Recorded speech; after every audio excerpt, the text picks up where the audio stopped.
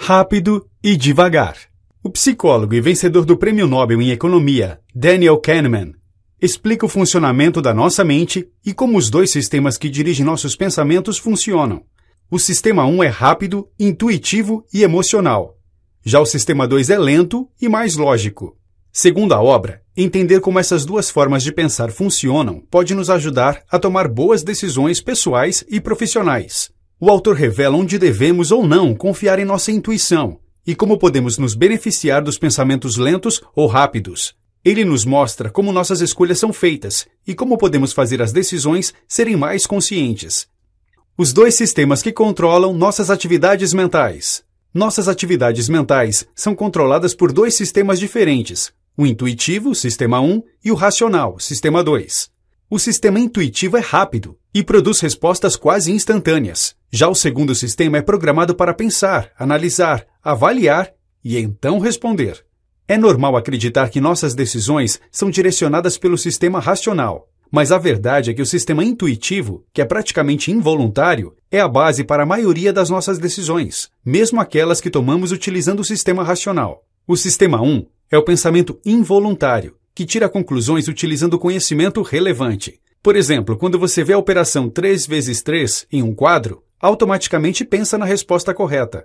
Você tem essas respostas involuntárias várias vezes ao dia, e na maioria das vezes nem está ciente de que são resultados do sistema 1 trabalhando em seus pensamentos. Por mais que você possa controlar se quiser, algumas atividades funcionam de maneira automática graças ao sistema 1, como piscar ou andar. O sistema 2 precisa de sua total atenção para realizar a tarefa. Normalmente, quando você faz algo que não é uma reação automática ou reflexiva, o sistema 2 age. Por exemplo, se você está procurando um amigo em uma multidão ou cantando uma música. Como ambos os sistemas afetam nossas decisões? Em diversas situações, os sistemas trabalham juntos. Quando você está prestando atenção extra enquanto dirige de noite, por exemplo, ou quando você se esforça para ser respeitoso mesmo estando nervoso. Você não está ciente, mas sua mente está trabalhando com os dois sistemas. E na realidade, quando você realiza qualquer atividade mental, é muito difícil descobrir se o sistema 1 ou o sistema 2 estão em operação. Lembre-se disso, o sistema 1 funciona em piloto automático o tempo todo, e o sistema 2 precisa ser chamado para agir. O sistema 1 te dá sinais, impressões, sentimentos, intuições, baseados nas ideias e crenças formuladas pelo sistema 2. Quando o sistema 1 não consegue resolver um problema, chama o sistema 2 para ajudar. Por que é importante saber a diferença entre os sistemas? O sistema 1 pode chegar a conclusões precipitadas, podendo cometer erros em muitas situações. Acalme seus pensamentos com o sistema 2, e você não só aumentará a probabilidade de pensar de maneira mais precisa e apropriada, como também pensará de maneira mais eficiente. Por exemplo, quando você utiliza apenas o sistema 1 ao procurar por um parente no aeroporto, você passa o olho por todas as pessoas que cruzam seu caminho, procurando por um rosto familiar. Mas se você utiliza o sistema 2, pode filtrar conscientemente aquelas pessoas que têm cabelos pretos ou óculos, já que seu parente não possui nenhuma dessas características. Além disso, a procura é mais rápida e mais eficiente também. Nossos julgamentos não são sempre objetivos. Nossa mente está condicionada a ser sempre otimista, mesmo quando não há garantias de bons resultados. Quando tomamos uma atitude arriscada, podemos ainda assim demonstrar confiança por causa do nosso otimismo equivocado. Ele atrapalha nossa habilidade racional de calcular os riscos, aprendida com os erros passados ou com os conselhos de especialistas na área. Esse sentimento de otimismo ilusório nos impede de investir tempo e planejamento adequados. O otimismo nos dá a falsa impressão de que temos grande controle sobre a situação, mas isso pode não ser verdade. Enquanto a falta do pensamento objetivo é perigosa em muitas situações, a subjetividade nos ajuda a tomar boas decisões e a julgar as coisas corretamente. Pense na subjetividade como o elemento que mantém as coisas balanceadas e as coloca em perspectiva. Observe como olhar para essa situação de uma maneira puramente objetiva pode mudar nossa perspectiva. Imagine que uma pessoa que ganha R$100 por semana perde uma nota de R$50. Os R$50 representam uma perda significativa para ela. Se uma pessoa que ganha R$30 mil por semana perdesse os mesmos R$50, essa perda seria relativamente insignificante. É essencial olhar para essa situação de maneira subjetiva, já que os pontos de referências das pessoas são muito diferentes.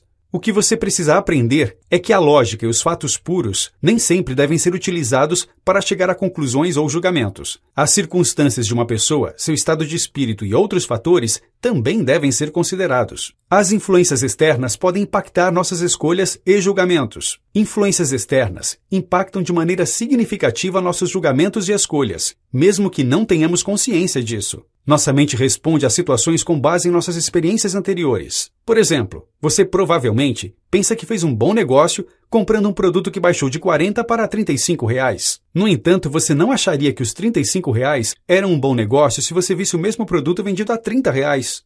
De maneira similar, você tende a não gostar de uma pessoa quando sua primeira interação com ela foi desagradável, porque a sua mente está preparada para não gostar dela. Outra influência que afeta nossos processos de pensamento é nossa resposta emocional. Quando estamos expostos a notícias ruins sobre assuntos específicos, nós normalmente deixamos que nossas emoções atrapalhem nosso julgamento. Por exemplo, se estamos lendo no jornal sobre a queda de um avião, começamos a sentir que os aviões não são seguros, mesmo que as quedas sejam extremamente raras. Nossa mente inconscientemente começa a acreditar naquilo, mesmo que não seja racional na maioria das vezes. Entender como e onde isso acontece nos dá o poder para diminuir essa tendência reflexiva e tomar decisões melhores, mais lógicas e mais precisas. Por exemplo, imagine que você está fazendo uma prova de múltipla escolha e que há uma pergunta com 4 opções de resposta. Se você não tem certeza sobre a resposta, provavelmente marcará aquela que lhe parece mais familiar. Isso acontece porque nossa mente assume automaticamente que o que é familiar deve ser verdade também. Se você utilizar seu sistema 2, terá muito mais chance de utilizar o raciocínio lógico e chegar a uma resposta utilizando um processo bem mais prático. Da mesma maneira, se você aplicar o pensamento racional para pensar na queda dos aviões, você vai perceber que as chances de acontecer com você são relativamente baixas. Nossas emoções influenciam nosso processo de tomada de decisão. As emoções possuem um papel-chave, impactam no processo de decisão. Os estereótipos, as suposições e sua intuição são métodos muito comuns de tomada de decisão e mostram o impacto que essas heurísticas possuem em nossas escolhas. O processo de pensamento do Sistema 1 fica calculando as perdas, ganhos, riscos e recompensas e inserindo as emoções nos resultados. Seja por medo ou arrependimento, ou para passar uma impressão de que somos especialistas, nossas emoções influenciam nossas decisões de maneira significativa. As emoções também impactam nossas decisões e julgamentos de outras maneiras. Podemos responder a diferentes situações dependendo da maneira como são apresentadas, mesmo que isso seja inconsciente. Isso significa que a situação ou evento que possui maior conexão emocional conosco é normalmente aquela que chama a nossa atenção. Isso acontece porque a situação chama uma memória associativa através do Sistema 1. Nossa mente processa o que a memória associativa transmite e toma decisões. E com isso, nem todos os fatos importantes podem ter a importância que deveriam ter. Por exemplo, médicos podem ser mais propensos a optar por um procedimento se souberem que a taxa de sobrevivência é de 90%, do que se souberem que a taxa de mortalidade é de 10%. A associação feita nesse caso é a sobrevivência, que é um resultado positivo para o médico. Isso faz com que o Sistema 1 dê um peso maior às decisões positivas. Devemos forçar nosso Sistema 2 a trabalhar para analisar os fatos reais para nossa tomada de decisão, ao invés de deixar que nossas emoções tomem o controle. Só assim poderemos superar essa influência em nossas escolhas. Nosso cérebro procura seguir o caminho mais fácil. Quando somos confrontados com uma situação, a resposta humana típica é a de escolher o caminho mais fácil, ou seja, evocar nosso Sistema 1. Nosso cérebro tem a tendência de seguir o caminho com a menor resistência. Então, mesmo quando você é confrontado com uma situação que parece diferente, seu cérebro vai aceitar a explicação menos confusa. Duvidar de algo, ou simplesmente não acreditar em algo, é uma tarefa que exige muito esforço para nosso cérebro. Então o Sistema 1 tem a tendência de apresentar a situação da melhor maneira possível, de uma maneira que você consegue acreditar. Em indivíduos ansiosos, o Sistema 2 é normalmente mais funcional. Essas pessoas podem pensar e analisar tudo em excesso e duvidar de cada decisão que tomam. Ainda assim, esses indivíduos também dependem do Sistema 1 em muitas situações, mesmo que não estejam cientes disso. Isso acontece quando escolhem o caminho mais fácil. Por exemplo, quando possuem 2 possibilidades diferentes de rotas para chegar a um hotel. Eles, instintivamente, escolhem a rota mais familiar. Esse impulso por escolher o caminho mais fácil pode significar que nosso primeiro instinto é ingênuo. O Sistema 2 só entra em ação quando você está em uma situação muito confusa ou quando você percebe que uma crença é falsa. Ele desacelera seu processo mental e gera o pensamento analítico e o raciocínio lógico. Precisamos encorajar nossas mentes a olhar além das influências e padrões, observando os fatos disponíveis, ignorando os sentimentos, impressões e palpites. Nossa intuição deve ter uma base sólida. Nem tudo o que acontece faz sentido, e nem sempre conseguimos fornecer uma explicação racional para tudo. Mas nossa mente tenta criar uma história para tornar cada situação mais plausível. O fato é que para que as coisas sejam mais fáceis de entender, nossa mente cria ilusões. Portanto, a informação na qual acreditamos pode ser, na verdade, uma ficção criada pela mente. Essa história inventada pode, então, se tornar aquilo que chamamos de intuição. Como resultado desse sentimento forte, você poderia acabar tomando uma postura em determinada situação, que é completamente contrária aos fatos reais do caso. E isso é claramente um problema. Porque se suas decisões ou julgamentos não são baseados em fatos reais, elas podem ser inapropriadas ou estarem erradas. Isso significa que o sentimento ou a intuição são apenas falácias? Nem sempre. A intuição existe, especialmente a chamada intuição do especialista. Contudo, esse sentimento ou intuição surge de uma grande experiência em sua área de especialidade. Por exemplo, um médico muito experiente pode intuitivamente sentir que seu paciente tem um problema particular. Isso pode não ser aparente para outro médico que é relativamente novo nessa área de atuação. Esse tipo de intuição surge das reflexões da mente, do reconhecimento instintivo de padrões familiares. A intuição pode ser confiável quando vem de um especialista na área, que oferece previsibilidade suficiente para criar tais padrões. No caso de um médico, ele viu inúmeros pacientes com sintomas similares em sua carreira, e essas experiências estabelecem as bases para seu diagnóstico aparentemente intuitivo. Devemos então ter cuidado para só depender de nossa intuição, quando temos uma base sólida para confiar em nossos sentimentos. Por exemplo, a intuição de uma mãe pode ser confiável, pois ela conhece seu filho muito bem. Em contraste, um sentimento intuitivo de que alguém que você conhece pode sofrer um acidente de carro é provavelmente apenas um medo irracional. A teoria da perspectiva explica o que motiva nossas decisões. Daniel Kahneman ganhou o Prêmio Nobel em Economia por essa teoria, que desafiou o antigo conceito chamado valor do dinheiro, que economistas apoiaram por anos. A teoria da perspectiva afirma que 1. O valor do dinheiro pode ser medido apenas com base no ponto de referência de cada indivíduo. 2. Cada indivíduo não é sensível a um grau idêntico de perdas monetárias. E 3. Ninguém gosta de perder dinheiro.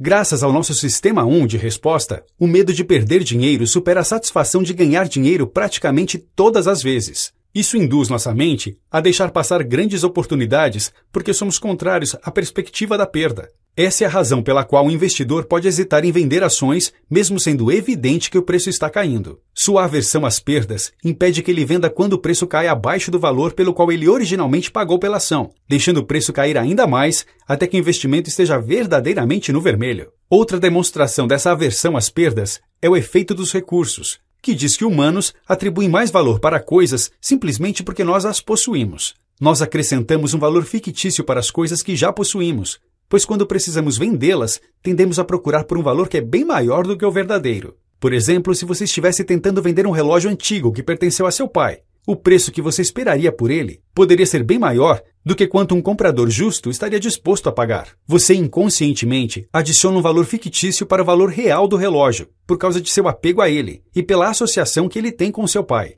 Essa associação não possui valor algum para o comprador, então ele não vê uma justificativa para seu preço. Nosso medo inerente de que estamos perdendo algo nos motiva a compensar essa perda, assegurando um valor maior que o justo. Como apresentam a informação pode fazer toda a diferença. A teoria da perspectiva destaca o fato interessante de que nós podemos tomar decisões diferentes baseadas nos mesmos fatos, dependendo de como a opção é formulada. Por exemplo, um investidor que possui a escolha entre um lucro absolutamente certo de R$1.000 e 50% de chance de um lucro de R$2.500 pode escolher o primeiro. O lucro provável com o último pode ser maior, mas a maneira como a escolha é apresentada faz com que o lucro garantido de R$1.000 seja a opção mais viável. Entretanto, apresente as mesmas probabilidades, mas de uma forma diferente, e as decisões também serão diferentes.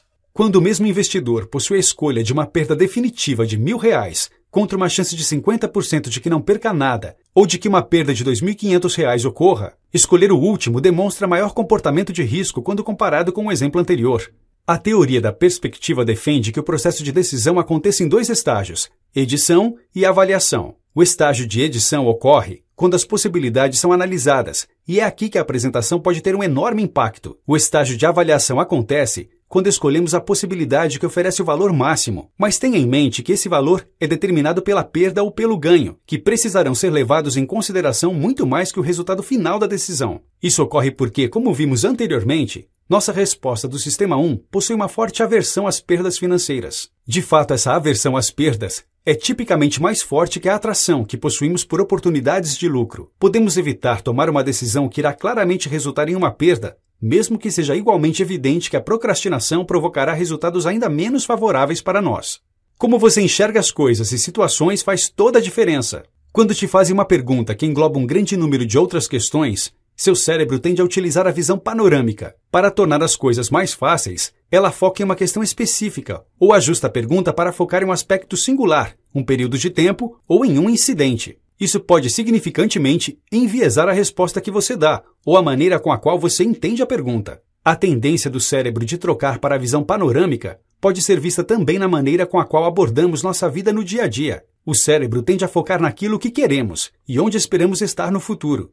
Isso influencia nosso processo de decisão. Essencialmente, é mais provável que tomemos decisões que nos tragam mais próximos daquilo que queremos no futuro. Exemplificando, se o seu sonho é velejar ao redor do mundo em um iate, você pode estar inclinado a investir em um grande barco se de repente possuir dinheiro sobrando. Você pode até adiar renovações que poderiam aumentar o valor de sua casa para comprar o barco, apenas para alcançar seu sonho. Mas mesmo se você alcançar tudo o que sempre desejou, você pode ainda não se sentir completamente feliz. Isso ocorre porque sua mente não pode costurar todas as suas experiências passadas de vida, sua presente situação e suas percepções mentais em uma figura coesiva que te permita pesar se você está mais feliz ou mais triste em um determinado momento. A verdade é que nenhum evento único, situação ou conquista pode te fazer feliz. O estado de felicidade depende grandemente de diversos e inúmeros fatores, todos se juntando a seu favor. Você poderia pensar, por exemplo, que seria feliz em seu trabalho se apenas possuísse um salário maior. Mas mesmo que seu chefe te dê um aumento de salário inesperado, você não irá imediatamente amar seu trabalho. Existem, sem dúvidas, diversos outros fatores em jogo que podem estar te impedindo de ser feliz. Sua satisfação com sua função, o sentimento que você tem trabalhado mais que seus colegas e seu relacionamento com seus colegas, por exemplo. Reconhecer essa falácia te ajuda a entender que mesmo quando sua mente está dizendo que as coisas estão ou não favoráveis, a realidade pode ser completamente diferente. Precisamos abandonar a visão panorâmica em favor de uma visão mais holística das nossas situações e experiências. Nossa percepção é moldada por nossas experiências. Somos compostos por dois seres distintivos: a experiência real pela qual passamos, o ser que experimenta, e as memórias que nós subsequentemente criamos e mantemos da experiência, o ser que lembra. Essa dualidade causa ilusões cognitivas, em que a experiência real que tivemos pode estar obscurecida pela memória que é deixada para trás. Tipicamente, você se lembraria de um jantar de encontro que terminou mal como uma experiência horrível, mesmo se a primeira hora que precede o final terrível fosse incrivelmente romântica. Uma refeição medíocre, que foi acompanhada por uma sobremesa espetacular, pode permanecer em sua lembrança como uma refeição fantástica. Uma peculiaridade dessa heurística é que a duração da experiência não parece fazer diferença alguma. A memória da experiência que ficou para trás consegue colorir a experiência em si em todos os casos. Em particular, a porção final da experiência é aquilo que fica em nossa mente, e é isso que determina como vemos essa experiência como um todo. É importante dizer que essa conclusão final, a qual chegamos sobre a experiência, influencia como tomamos as decisões futuras. Na realidade, essas decisões futuras estão sendo tomadas com base em nossas memórias das experiências e não nas próprias experiências reais. Olhando para isso de uma maneira diferente, podemos ver como isso coloca uma ferramenta poderosa em nossas mãos: memórias. Garantindo que nós constantemente criemos memórias valiosas de nossas experiências, podemos incentivar nossa mente a sair dessa ilusão, memória sobre experiência. Quando você começa a se tornar ciente de suas experiências ao passar por elas, você começa a conscientemente refletir naquilo que está fazendo. Agindo assim, você cria um conjunto de memórias que estão mais em sincronia com a experiência real e são, portanto, representações mais fiéis do que aconteceu. Essas memórias agora formam também uma boa base para a tomada de decisão futuramente. Esse é um fator crítico a ser lembrado: balancear nossas memórias, por exemplo, nossa versão do que aconteceu, e nossas experiências, por exemplo, o que realmente aconteceu. É muito importante. Acertar o balanceamento correto entre esses dois é exatamente aquilo que precisamos fazer para melhorar nossa habilidade de tomar decisões corretas e para subjugar as influências que podem distorcer nossas faculdades de tomada de decisão. Notas finais. O sistema 2 é chamado para agir apenas quando estamos em uma situação ou evento que requer algum pensamento complexo ou alguma análise. Mesmo quando usamos constantemente o sistema 2, o sistema 1 ainda pode distorcer nossas decisões. O autor apresenta diversas heurísticas para mostrar como reagimos de maneira irracional em diversas situações. Isso acontece por sermos influenciados inconscientemente por uma variedade de fatores externos e experiências de vida. Quando entendemos mais sobre essa influência inconsciente, podemos entender como as decisões irracionais ocorrem e o que devemos fazer para evitá-las. Para tomar decisões racionais e sensatas, precisamos tomar cuidado com as influências que podem impactar nosso sistema 1 e precisamos também envolver nosso sistema 2 no processo. Devemos permanecer conscientes de nossas experiências para termos a certeza de que nossas lembranças estão de acordo com a realidade. Só assim basearemos nossos julgamentos e decisões em fatos e experiências verdadeiros.